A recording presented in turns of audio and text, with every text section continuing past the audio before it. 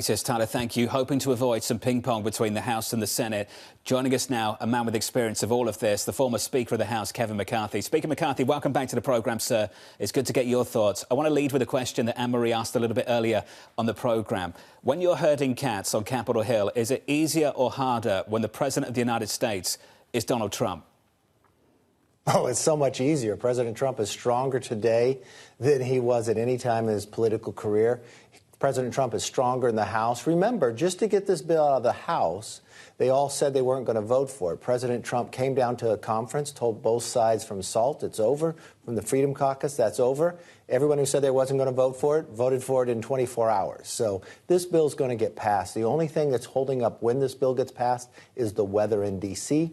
and the attendance of how that people get here. Well, yeah, people now have to come back to Washington when they thought they were going to have this week off. Speaker McCarthy, so you think the Freedom Caucus will fold again? Will they fold by July 4th? I believe so. I mean, think about this. Mike Lee, Rick Scott, Ron John all voted for this bill in the Senate, and they're not going to vote for it. So if they don't want to vote for it and they vote no, they're sitting with the Democrats and want to increase taxes. They have no place to be. What they want to do is get the attention they always crave, so they talk about that now. But how many times can you cry wolf and say you're not going to vote for something and in 24 hours vote for it? They have done this numerous times. They want the president's attention. They say this so they can go down to the Oval Office and see the president and go back home and say they saw the president. So do you think the rule vote, which comes first, will pass? Because we can't see the bill on the floor until that goes through.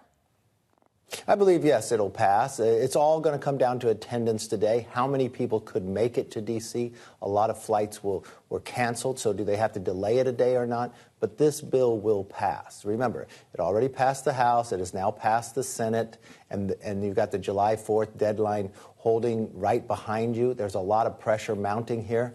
President Trump has done a tremendous job on this, but he has become the speaker in the same time frame. Every time he's leaned into a bill, it's been able to pass. He's the closer. He's the speaker in chief. How concerned are basically just congressmen and women about being torched on Truth Social like Thomas Massie? Well, you look at Tom Tillis. I mean, Tom Tillis, who had a lot inside this bill, was pushing people to put more inside the bill, turns around and decides not to run for re-election. I think that plays on the mind of a lot of individuals.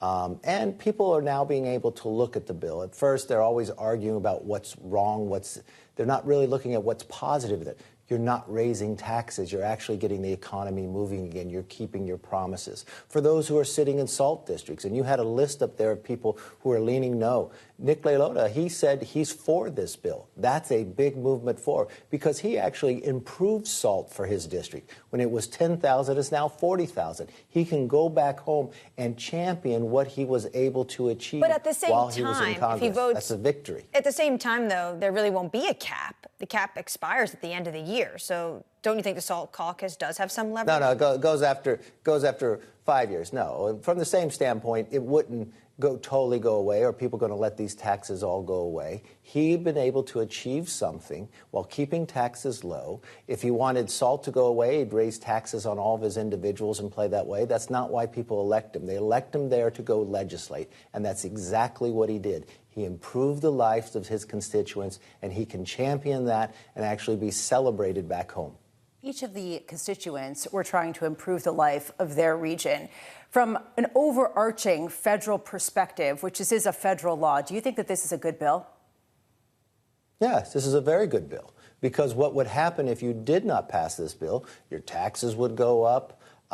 The economy would spur a little down. I mean, this is exactly keeping the promise. And if you want to put it in perspective, this bill is exactly what President Trump campaigned on, so the American people voted for that. He won the popular vote, something a Republican president has not done in more than 30 years. He says no tax on tips. It's keeping his promise, and this is the first thing people look at. And even if you didn't vote for him, you respect that. You kept your promise. That's a change. Well, you said you'd secure the border. You secured the border. With all due respect, you said you would move it and make sure the tax went down.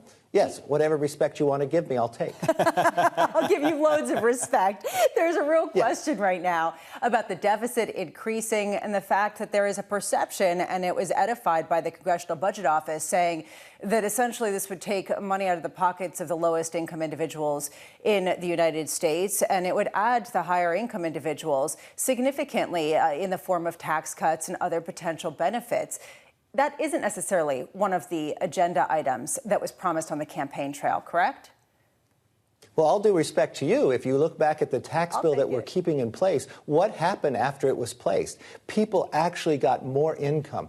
Companies gave $1,000 checks to their employees. So the CBO can score it one way, but we know what reality is. We know what we're seeing right now as well, where the S&P 500 set a new record. So I think that lives much stronger to the American public than anything else. When they keep their promise, the economy's stronger, the border is secure, you're watching the Middle East go to a place we haven't seen in a long time, trying to end war in Ukraine. Yes, the world is a much better place because we elected President Trump. And yes, he is keeping his promise, and this aligns exactly with that, and America will be stronger for it. Speaker McCarthy, I'd love to talk to you about your relationship with both President Trump and your friend, Elon Musk. Are you being called in to try to mediate this feud we see?